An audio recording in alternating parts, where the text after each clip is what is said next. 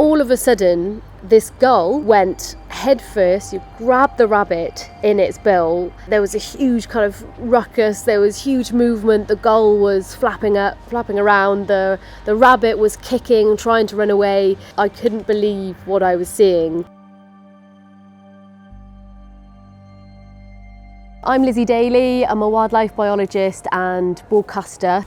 I was on Skomer Island to film a series, and I was with a friend who was helping me film all the behaviour, everything from seals and porpoise offshore to watching the wildlife on land, such as the short-eared owls, hunting and feeding, the puffins going back and forth to their burrows. And I remember I went to a part of the island to see if there was anything interesting going on. So as I looked over this one section of cliff, watched puffins coming in and out with sand eels in their mouths, going into their burrows, flicking away mud as they do, cleaning their burrows. And in the remnants of bluebells and sea campion, there was a few rabbits, and there was also a few gulls as well. As soon as a gull would come off the cliff, it would send these puffins kind of in a huge swirl, like a tornado, around the island. It was an incredible thing to see.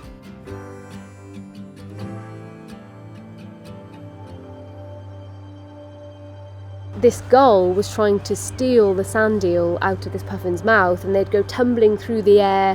The puffin would be trying to make it back to the burrow with all that food in their mouth to feed to their chick. Out the corner of my eye, I noticed one great blackback gull just standing, near a few burrows, and behind the bluebells there was rabbits, and the rabbit was just feeding, as they do, along this cliff.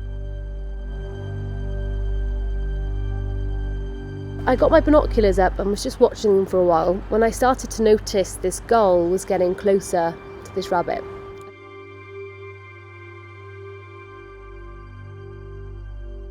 And this was going on for a few minutes. Not a lot else, but this gull was inching closer and closer.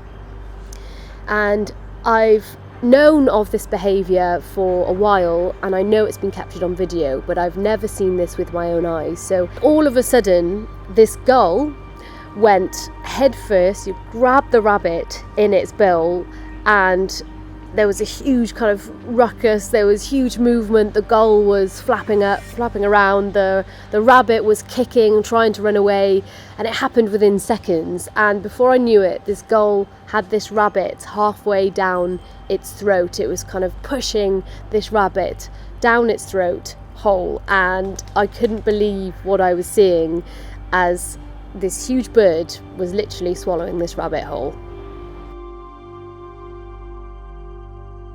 Eventually everything calmed down, and unfortunately 2 little feet in the mouth of this gull turned to, just a gull looking very, very full and very happy with himself. As the gull is swallowing the rabbit whole, it will kind of push the rabbit down its esophagus, and it's a process known as esophageal peristalsis, where it will essentially push down this animal whole, and it will sit in that crop, that huge kind of bulging animal hole will sit there and essentially suffocate to death. Then the bird has a true stomach and a gizzard, and this gizzard is really important for breaking down those bigger chunks or harder to break down bits of the rabbit. The European rabbit is not native to the UK. They've spread all over the world and they're very successful. They're actually native to the Iberian Peninsula and North Africa. They then weren't released on islands like Skomer Island until the 13th century by the Normans. The rabbits are the perfect prey,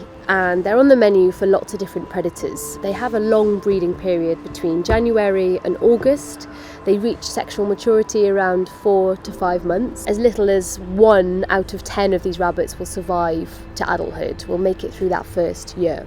Across the UK, rabbits are really important prey for lots of predators, but on Skomer Island in particular, they're really important for managing the vegetation, keeping the vegetation nice and short for a lot of the endemic floral species that can be found on Skomer. So they have an important role to play.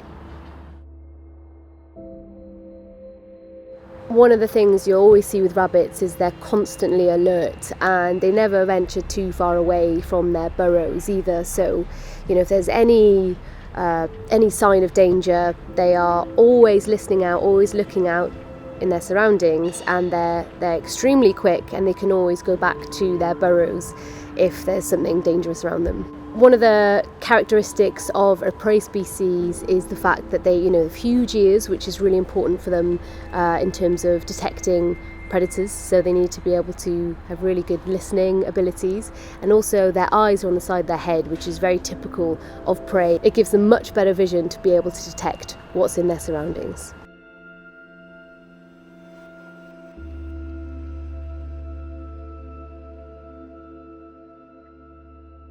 Gulls belong to the family Laridae. There are 60 different species of gull, and they have huge variety, but they can live anywhere from coastal habitats to inland habitats, and they are ground nesting carnivores essentially. They're very good at adapting to their environment, and when you're seeing this species in the air, it's got a real presence and a real size on the wing, and also when you just see it standing along the coastline. This is not just any other gull. This is an impressive large species that's also a very effective predator.